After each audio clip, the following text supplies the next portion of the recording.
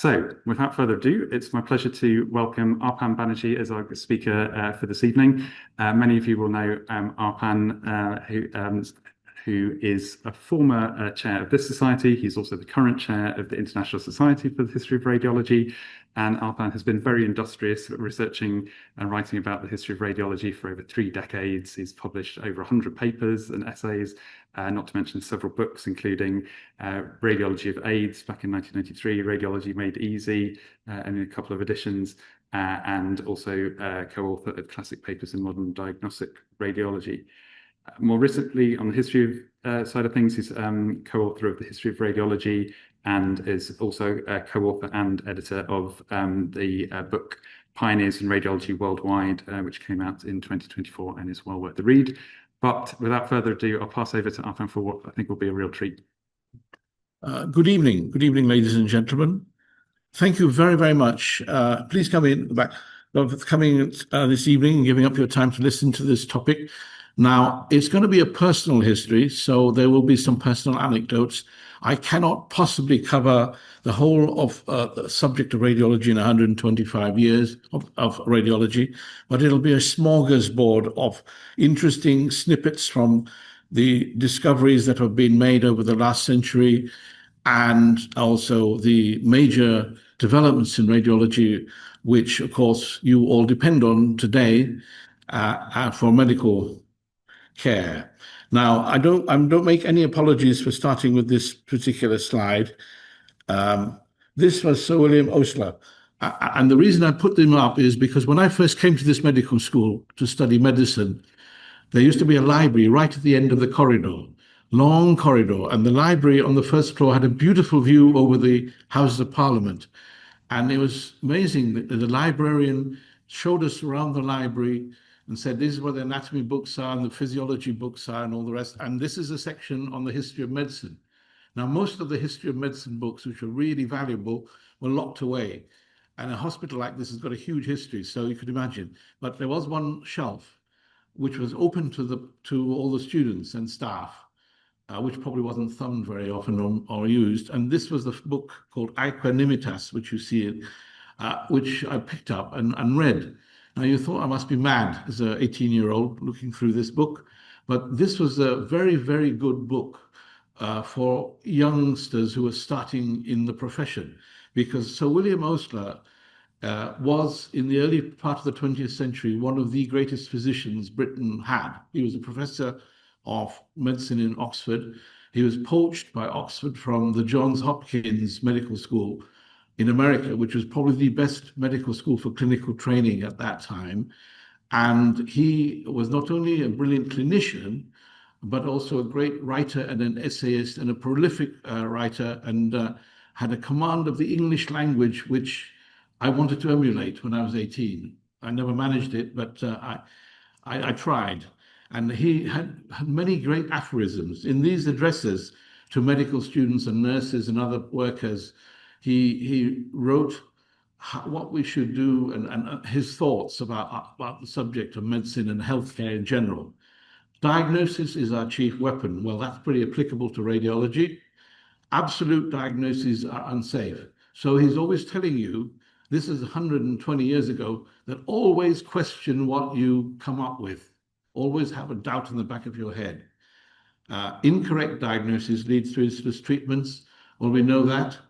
And medical common sense is rare. And we all know that too, especially you learn that as you get older. He was also interested in the history in general. And he reminds us the past is always with us, never to be escaped. Inspiration comes from remembering the past. You see, what you need, what we all need, is to be inspired by people and contemplate, learn from the past. And the very first step towards success in anything is to become interested in it. Aren't there so many people who are doing jobs and things which they don't show any interest in? Terrible. That's what he would have thought. And see the future within the context of the past. That was said by Harvey Cushing. There's a Cushing's disease you will have heard of or read about. He was a neurosurgical professor and one of the first brilliant neurosurgeons. He's an American, very difficult man to work with, probably would have been sacked today by the management. Emile Elytra, on the other side of the English Channel, Frenchman. He was a polymath. He was a doctor and a philosopher and a historian. And he said that if the science of medicine is not to be lowered to the rank of a mere mechanical profession, it must preoccupy itself with history. It is the pursuit of the development of the human mind. This is the role of a historian. So you'd have thought that I'd start off a lecture on radiology with Röntgen. No, I'm not going to start him off Röntgen. I'm going to mention Ivan Puluj. Puluj was born in Ukraine. He studied theology and philosophy and physics in Vienna, and his doctorate was done under Professor Kund. Now, Professor Kund actually also supervised a man called Wilhelm Röntgen, who you've heard of. And interestingly, Puluj actually did research on cathode rays and produced what were the earliest X-rays, but he didn't realize he'd done so. And this was sad because obviously he's not really well remembered. The Royal Society did acknowledge his contributions and published his early papers. Here you can see this paper here. He became a professor of physics in Prague, and he realized that he had misidentified X-rays. When he heard of Röntgen's experiment, he went and did them and realized that he actually had discovered them earlier on, but he was never to be accorded the accolade that Röntgen, of course, got. He was a cultivated man and translated the Bible into Ukrainian. And in Ukraine, there are streets named after him and a university. And these actually are the first X-rays produced of coins. You can see the white areas are coins. They weren't produced by Röntgen. They were produced by Arthur Goodspeed and Jennings. Jennings was a British photographer, and Goodspeed was a physicist. And he was the first professor, well, sorry, he was a professor at the University of Pennsylvania. And he actually inadvertently created those X-rays in 1890. He didn't realize what he'd done, put them away. Terrible tragedy for him, because nobody remembers him today. He was Pennsylvania Medical School, incidentally, is the first medical school in the United States. And the first professor of radiology there was Henry Pencoast, who, if you are studying medicine, you will hear about because the apex, tumor in the apex of the chest X-ray is named after him. And he illustrates this famous quote by Louis Pasteur, a brilliant scientist from France, who said, "Chance favors only the prepared mind." Your mind has to be prepared. Otherwise, you ain't going to be able to put the associations together. And that's why Arthur Goodspeed here on the right is looking very unhappy, because his mind, uncertainly, was not prepared and is today not really remembered. Röntgen did his famous experiment on November the 8th, 1895. You all know about this. He did his experiment in a darkened room, encased a Crookes tube, which you can see like here, in cardboard. And then he noticed that the lighting up of a barium platinum cyanide screen as he moved it further away, and realized it can't just be due to anything, it must be due to something, and it was called X-rays. Sorry, right. And there you are, history was changed. Now remember, this experiment was done on a 5 o'clock on a Friday. He didn't Skype off home. He sat in his lab. He didn't believe that he'd actually discovered X-rays. He didn't believe himself. No self-belief. Did the experiment again and again and again. 10 o'clock, and his wife brings him his dinner. He knocks on the lab door, brings him his dinner. Said, "Röntgen, aren't you coming home?" Said, "I'm doing these experiments." So there you are. You have to be dedicated and really determined if you're going to make these great discoveries. And there is his famous communication, a new form of X-rays in the manuscript. And you can go and see his lab in Würzburg. He was a professor. He was 50 when he made his discovery. He was a professor of physics there. And that can be visited. It's the Röntgen Memorial. Bill Clinton has visited this place. And there is his original lab, his library. And you can see his lab here with all the old apparatus. It's there for us to go and visit and admire and learn from. This is his house where he was born. This is in Remscheid-Lennep in Germany. And a mile away from his birthplace. This is owned now by the German Radiology Society and is a museum, the Deutsche Röntgen Museum, dedicated to his life and work and radiology in general. Well worth a visit if you want to see something related. Right. Now, I did say, one of the lessons, sentences in my title was, what can we learn from the pioneers? Well, the first lesson you learn is nepotism has always been around. Very important nepotism. That's how the world works, I'm afraid. And Sidney Rowland, lucky man. He was a medical student. He was a medical student at Bath, not far away from here. And his uncle happened to edit the British Medical Journal. Oh, what luck. And he says to Sidney, I heard about this new thing called X-ray. Would you like to write an article in the BMJ? Man, what has started his career? And so he does. He describes this technique. And so it's a good start to his career. And he not only does that, he goes on and starts the first journal of radiology called the Archives of Clinical Skiography. You can see there. However, sadly, his heart wasn't really in radiology. He wanted to do microbiology, switched to microbiology. He was elected to the Council of the Röntgen Society, which is the first radiology society in the world. And he did research at the Lister Institute and sadly died of cerebrospinal fever in France during the First World War.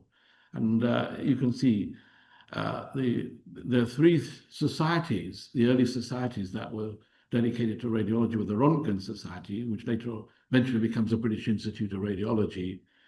And then there was the British Electrotherapeutic Society, which got incorporated into the Royal Society of Medicine radiology section, which still is going today. And the Röntgen Society was founded by these three people. They had their first scientific meeting. It was a multidisciplinary society, so anybody with an interest in this new technique, including photographers and others, were allowed to join. And they had 40 medical people and 300 delegates at the first scientific meeting. This first president was the physicist Sylvanus Thompson, and they had his journal, as I mentioned. And surprise, surprise, everybody started squabbling. Get a group of different people with different specialties together, they all squabble. Nothing new. You're going on for hundreds of years. So they had to get this man here, Sir Humphrey Rolleston, who was a professor of medicine at Cambridge and president of the Royal College of Physicians and physician to the King George. And he was a very, very distinguished physician of his day. He was interested in radiology and he helped bring this people together and form the British Institute of Radiology, which is still going today, of course, and had 600 members then. So we come to one of the early medical radiology departments, John McIntyre in Scotland. He was born in Glasgow, trained as an engineer, graduated in 1882 in medicine, worked as a naval surgeon. He was actually interested in ENT, ear, nose, and throat medicine. He created the self-illuminating endoscope and was the president of the Laryngology Society. And in 1896, after Röntgen's discovery, he set up the radiology department in Glasgow and produced some early cineradiographs. And he was the first pioneer of cineradiography. I'll show you a film from him, which he exhibited to the Royal Society a long time ago. And you can actually see, you'll be able to see, he was working on the frog's legs. He'll show you the hind legs of a frog moving. There you are. You can recognize the knee of the frog moving. And this is the first in the world. He then took pictures of the heart moving. Watch that, heart beating away. Can you see the heart beating away? That's fantastic, isn't it? I mean, this is 1896. Amazing. Then the bismuth meal. You have to swallow the bismuth. You can see the outline of the stomach here. This is the stomach. And you can see the duodenum. It's emptying the duodenum. And in the early days, when we used to do barium meals, we used to look for ulcers in the duodenum. So there we are. Sorry. Oh, okay. Right. Remember, radiation is harmful. I will illustrate that with a couple of stories. Clarence Daly, John Hall Edwards, and of course, Thomas Edison is an important man. He's the man who said genius is 1% inspiration and 99% perspiration. I think that's what people forget. You have to perspire. before he could do really anything in life. And inventor. He was also a very shrewd businessman. You see, he didn't get filthy rich without being a shrewd businessman. He was self-taught. He didn't go to university. He had very poor hearing, so he was disadvantaged. And then he established his first lab in 1876, and he went on to have an outstanding number of patents, 1,000. He started off as a telegraph operator, but he invented the light bulb, the kinetoscope, moving film, the microphone, using it, phonograph, power generator, and rechargeable alkaline battery. Amazing man, absolutely amazing. And he had a glass blower. So the great thing about him was he delegated. He actually gave Nikola Tesla a job in his lab. That's another story. And Clarence Daly was his glass blower. So he was the man. There's Clarence Daly, sorry. I can't get a better picture of him. It's the only one there is in the world that I could find. And there is old Edison with his fluoroscope. And sadly, this man, didn't know much about the dangers of radiation. He worked on with calcium tungstate, whereas Röntgen had used barium platinum, and he got radiation damage to his hands and the face. He developed cancer, and he eventually died quite young. And Edison gave up all his work and research on X-rays because he was very badly affected by the death of his glass blower, Clarence Daly. He didn't get to a very great age. And here's another man who had problems with radiation. He's local to me. I worked in Birmingham in my consultant years, and this is Hall Edwards, which you can see demonstrating X-rays in the field in Hodge Hill Common, which is in the East Birmingham, a poor part of Birmingham. And this is him eventually losing his arm. He also had X-ray radiation damage. He was interested in military radiology. You can see here he's X-rayed a bullet, and he wrote papers on this. And don't look away if you're squeamish. This is his amputated arm, which is in the path lab of the Birmingham Medical School. And there's the man without his arm. And he wrote about himself, effect of upon bone due to a prolonged exposure to X-rays. There's the X-rays of his hand, which has been damaged by radiation. But he managed to paint, and he was one of the names inscribed in the Martyrs Memorial in Hamburg, St. George's Hospital, Hamburg. About 150 names are there of all the great martyrs who died in the early part of the 20th century. I keep getting the centuries wrong, 20th, 21st now to think when I was training as 20th. Okay. Antoine Becquerel, we must mention this very famous Frenchman, so with a bit of radioactivity. I'm going to try to please everybody. I'll probably end up pleasing nobody. And radioactivity, of course, didn't get quite the same publicity as X-rays did. However, we shouldn't forget him. He was a remarkable man, French professor of physics, came from an interesting family. He was interested in phosphorescence, heard about Röntgen's experiments, and he discovered radioactivity completely by chance. He published 7 papers on radioactivity in 1896, within 1 year of Röntgen's discovery, and he shared his Nobel Prize with the Curies in 1903.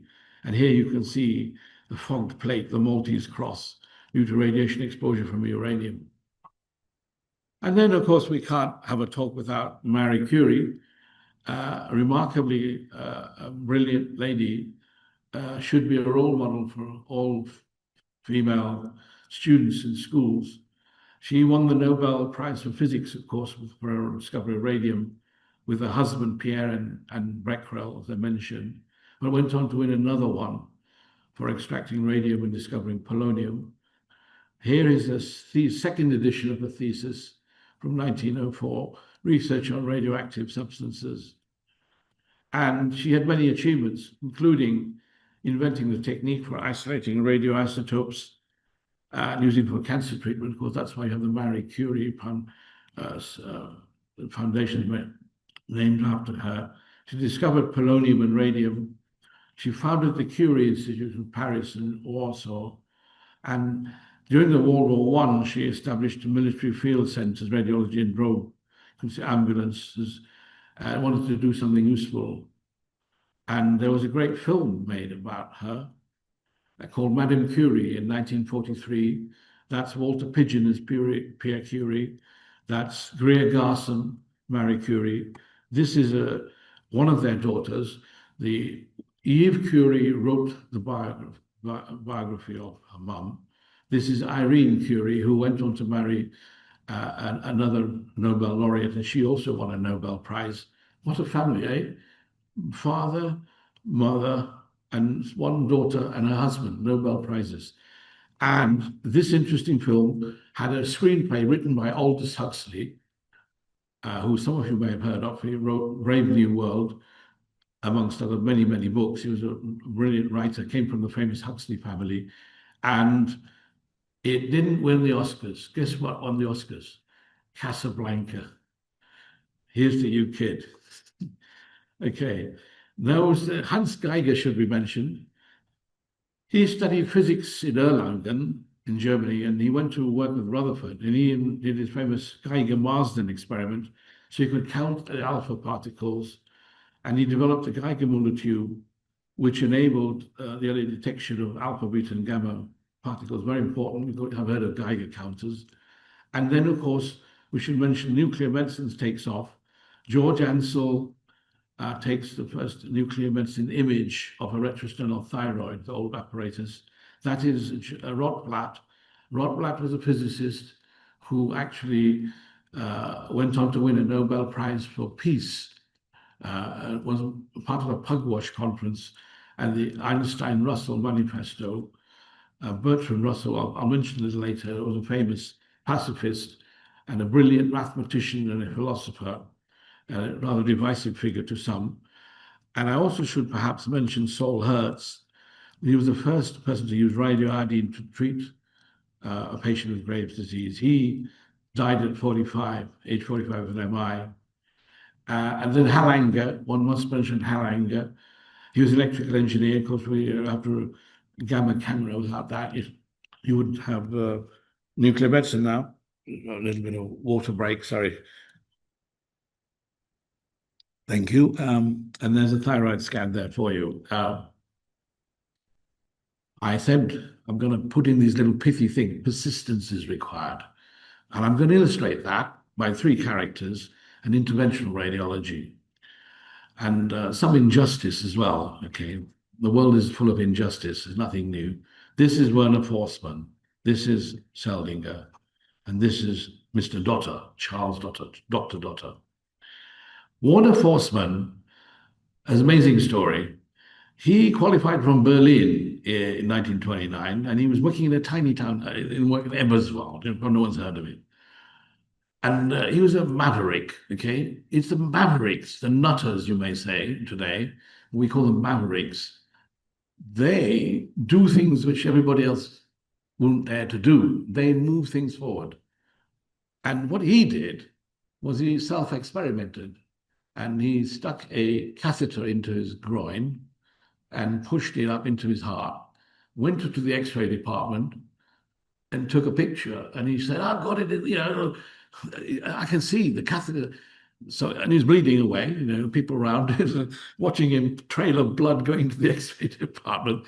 And his boss sees what's happened, sacks him, immediately gets sacked, never works in cardiology ever again in Germany, and has to switch to urology, However, the Nobel Prize Committee in Karolinska Institute, Sweden, realized that an injustice had been done, and they awarded him a Nobel Prize. And it's interesting, but self-experimentation was not uncommon. The professor of physiology who taught me before I started medical school here was called Barcroft, and he has a father who was a professor of physiology at Cambridge, and he did lots of self-experimentation, and he'd sort of inhale cyanide gas to see how long he'd survive and measure his oxygen levels. They used to do bizarre experiments. Of course, today you would never get that through health and safety, and you would just not, you wouldn't be able to do it. You basically would not be able to do these pioneering experiments. And these were the real pioneers. They were not scared about dying or having bad health or whatever. They just went ahead and did things because things were more lax in those days. Sellinger's name is legendary in medicine because his technique has enabled us to do safe catheterizations. So you can have, when you have your coronary angiogram and stents and pacemakers put in, this is the man's technique. But you know what? They rejected his thesis. They said, there's not really enough. If you look at this line here, his chief said, I don't think this invention of the new technique is enough for a basis of a thesis. I can imagine that. And one of the theses that have been produced since, okay? So he had to go into another one, percutaneous transhepatic cholangiography. And I think what happened with him is he quit teaching hospitals and went and spent his whole life in a tiny little hospital called Mora. And he had a very successful, happy life there, I suspect. Dotter was a genius. He got nominated for the Nobel Prize, and he invented the technique of angiogram. It was completely by chance, of course. Well, that's another story. He actually dissected the artery. Since we did that today, that wouldn't be terribly clever. But anyhow, a new technique was born. You could dilate the arteries with the technique. He became a professor at age 32, wrote lots of papers. There's an old angiogram, which you had to do before these techniques. And Dotter was a polymath. He wrote a paper on cardiac resuscitation very, very early on, 1962. People were not doing chest massages or when you had a heart attack. He was a pilot. He liked climbing mountains. He was a good played classical music. He was a painter, photographer. Loved the outdoors. A complete polymath. Okay, it's my little break in the breaker slide. Sorry. Right. Now, the reason I put this slide in, just to remind you, because 1895 was not only the year Röntgen discovered X-rays, it was the year the Lumiere brothers in Paris described cinema. And cinema, of course, is a great entertainment and art form, which we've all grown up with and will probably carry on forever. And the first X-ray depiction was in this particular film. I was going to show it to you, but I couldn't check whether the copyright was free or not, so I didn't dare. 1897, X-Ray Friend. And then this is a very famous film, A Man with X-Ray Eyes, where this man puts drops in his eyes and he can see through everybody. And rather, at first, it's quite fun and of entertainment value, but then it really torments him. And I won't tell you in case you haven't seen it. It's a Roger Corman film, those who are film aficionados. And then there's this fantastic Voyage, a film, which basically a miniaturized submarine goes into the bloodstream, into the head, and finds its way around to someone who's collapsed. And that's was science fiction then. Today, of course, we do angiograms and we look at cerebral angiograms and you embolize things and so on. And so it's no more science fiction. But it was then, I can tell you.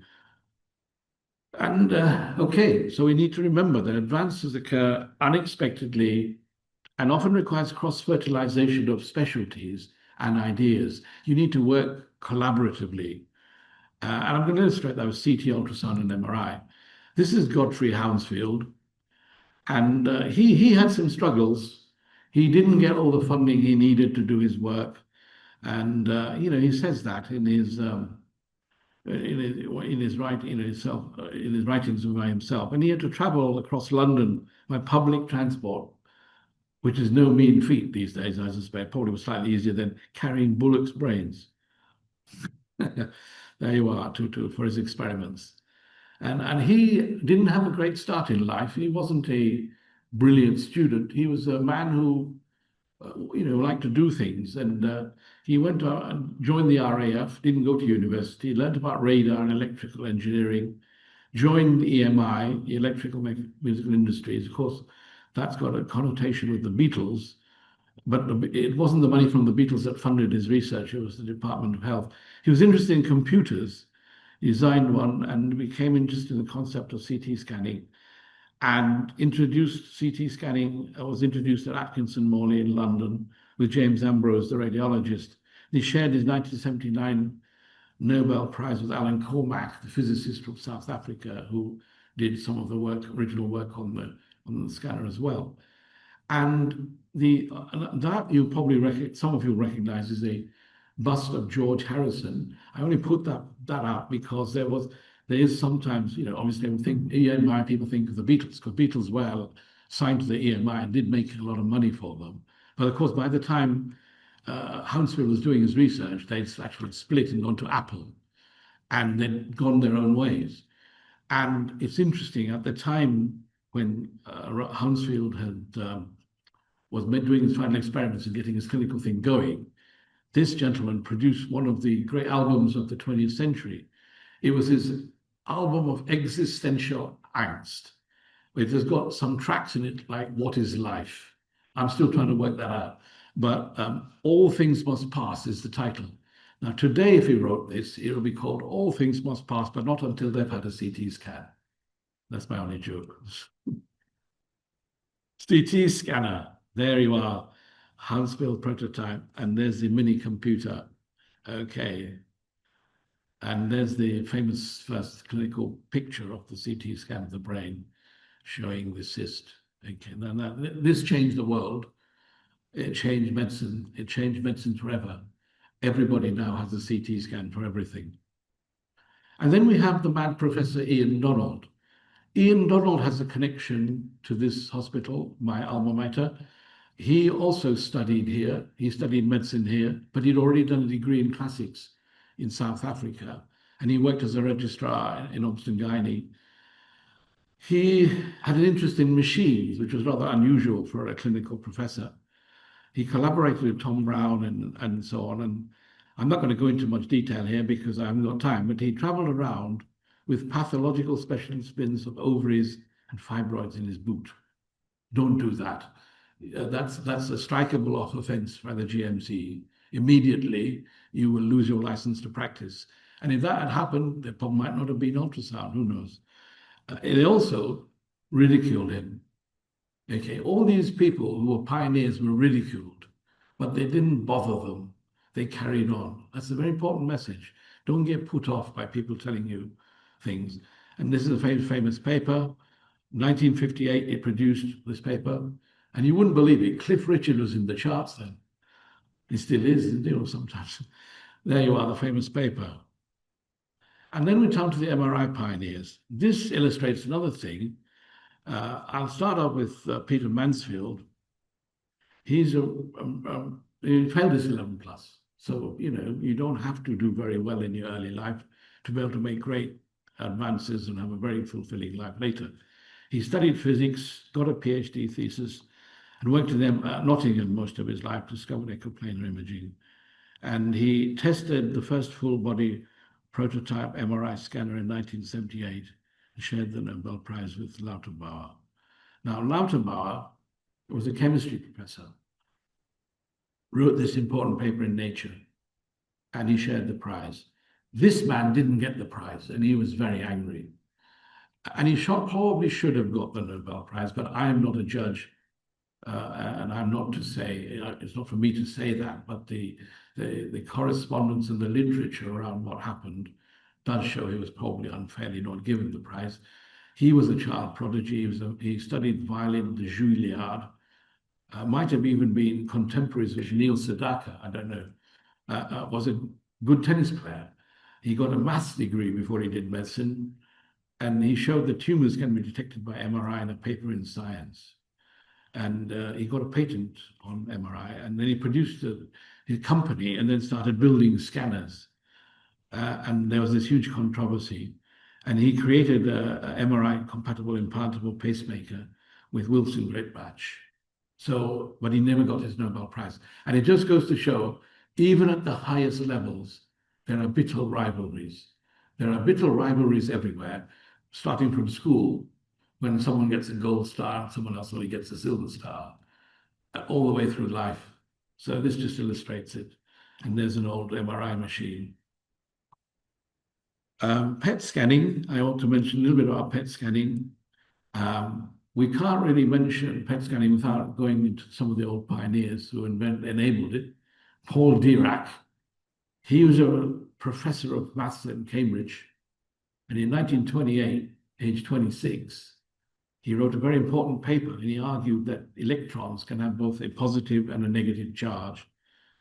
And this laid the foundation for the discovery of the positron by this man, who was a physicist who also won a Nobel Prize. And he basically showed what Paul Dirac had predicted. And so there you are.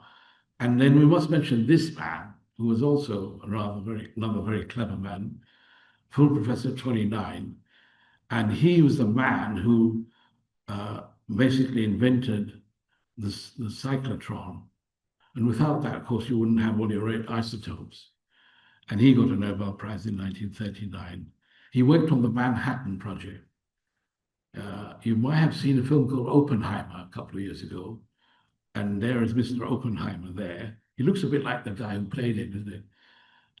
And this film actually is very interesting because it's got quite a lot of the interesting physicists are portrayed in it. I've watched it 2 or 3 times carefully. Enrico Fermi has a part in it, as does Isidore Rabi, who also was important in MRI, the physics of.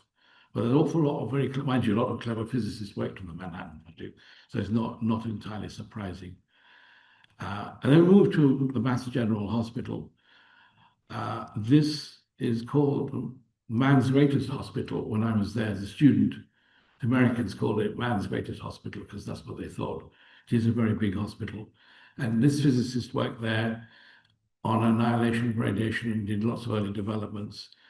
Michael Phelps is another big name, and so on, David Cool. And I should mention John Mallard in Britain. He is important from the Aberdeen Research Group. So he was a British pioneer in Aberdeen who should be mentioned. And so I did say I was going to mention artificial intelligence. So I'll do that in a minute after my little glass of water. Thank you. Oops, sorry. Now, this is a big topic now. So I thought I'd put this in because 21st century is now, the last 2 years, I keep seeing everywhere. Artificial intelligence is going to apparently take the whole world over, I'm told. I'm retired, so I don't know. But I thought I'd give you a little bit of the early history of artificial intelligence till the end of the 20th century, because beyond that, I'm not qualified to comment, and I am not up to date with the literature. However, from a historical point of view, this is when it started. There was a conference in Dartmouth College, a famous college in the United States, in 1956. And they basically, scientists and engineers got together, and they wanted to make intelligent machines. And they wanted the machines or the computers to perform cognitive tasks performed by the human brain. So your human brain can learn, and it can problem solve, and it can make decisions. Maybe the wrong ones, but hopefully the right ones. Your whole life, it involves you learning things, solving all the problems that are thrown at you, and trying to make the right decisions in every aspect of your life, your personal life, your financial life, and your medical life, or whatever field you're in. That's what you're trying to do. Now, go back to 1949. We thought in 1956, they thought that the Americans thought that's when it was invented. In 1949, George Orwell published 1984. Now, I don't know whether people still read it, but we read that as a student. And he described facial recognition systems, the telescreen. And he wrote this in 1949. He discovered digital transcription, scriptwrite. The versificator was mentioned, and that AI creates art. Now, there's George Orwell. George Orwell died very young from tuberculosis. Was one of my heroes because his prose was unbelievably brilliant. I loved his books. And there's another man, Somerset Maugham, who actually influenced him. So George Orwell was influenced by this man. Somerset Maugham is, of course, connected to St. Thomas's. And he wrote a book called Off Human Bondage, which was about his autobiographical days as a medical student here when he walked the wards of this hospital. And he never practiced medicine. He studied here. And in 1897, he had his first book published called Lisa of Lambeth. And he got so distressed by poverty and bad obstetric care, which he saw in Lambeth, that he decided he couldn't do medicine, he couldn't face it. And he went on and lived very long life and made his living by writing books, short stories, plays, etc. I used to love his books when I was young, and he's gone out of fashion now. And then finally, this man, he said, computers are useless. They can only, what did I say? They can only give you answers. They can't actually ask the questions. It's the questions that have to be asked. Correct question. That's, of course, Pablo Picasso. I think he knew a little bit about painting. Okay. And then there's this man who was wronged. We all know his story, so I'm not going to go into detail. But he was a very bright man. He was very badly treated by the establishment.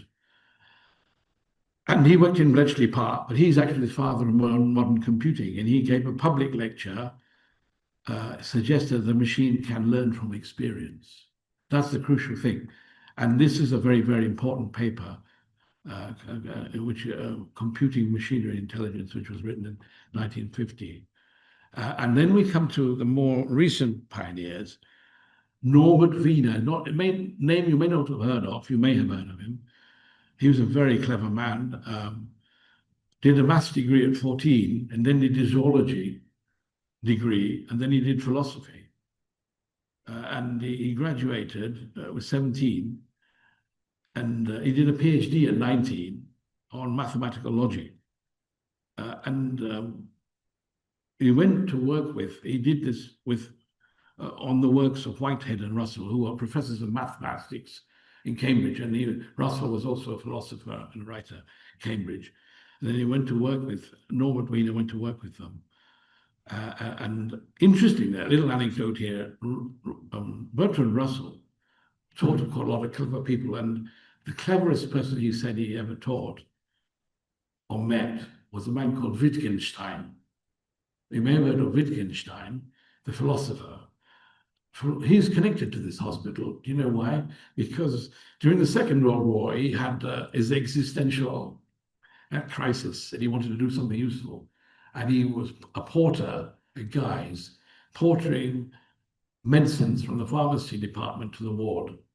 And he wanted to be in disguise in case people recognized him. So he was probably the cleverest porter that walked this hospital. And this man, Norbert Wiener, we go back to him, he had poor eyesight, so he couldn't fight in the war. He was turned down for being a Jew. He worked at MIT, eventually became a professor. MIT is the Massachusetts Institute of Technology. He worked on anti-aircraft guns initially, and this led to his interest in information theory and cybernetics and feedback. And this is what the first forays into artificial intelligence, collaborating with these guys, and neuropsychologists, computer scientists, engineers, and so on. He was a very, very great pioneer. He died at 69 of a heart attack. Here he is giving a lecture. I bet you can't follow any of that. No, I can't anyhow. But this book is worth looking at. This is the pioneering book, Cybernetics, or Controlled Communication in the Animal and Machine. Very important book, which changed the world, really. And then we have the more recent people who were involved in artificial intelligence, we should know about. There's an American neuropsychologist and a doctor. He worked with cybernetics and neural networks. You've heard that term? Neural networks has been involved. And do you know 1947, they designed a machine that allowed the blind to read. I find this sort of thing very remarkable because, sometimes we think we've done, everything's just been done today. This is the important paper which enabled the neural network theory to help. And then, of course, you may have heard of this guy because he's more modern. And he was a computer scientist, and he wrote a very important book, which basically artificial neural networks, which is, of course, the basis of deep learning and all that sort of stuff. And in 1963, in the journal Radiology, computer diagnosis was used in primary brain tumor diagnosis. So, the people were using it a long time ago. And in the 1990s, Of course, chest and breast diagnoses were being made by computer-aided diagnosis. And I just mentioned him, Jan LeCun. He was in the news last year. He was the director of AI at Meta until last year. And he was the one who used convolutional neural networks to lead the way to deep learning. And because of deep learning, you've got chatbot and chat all this, and the computers are now sort of writing essays and doing all sorts of things, doing terrible things to maybe we'll lose all your jobs, who knows. James Belford, I must mention before I finish, only because he was an important Birmingham radiologist, local.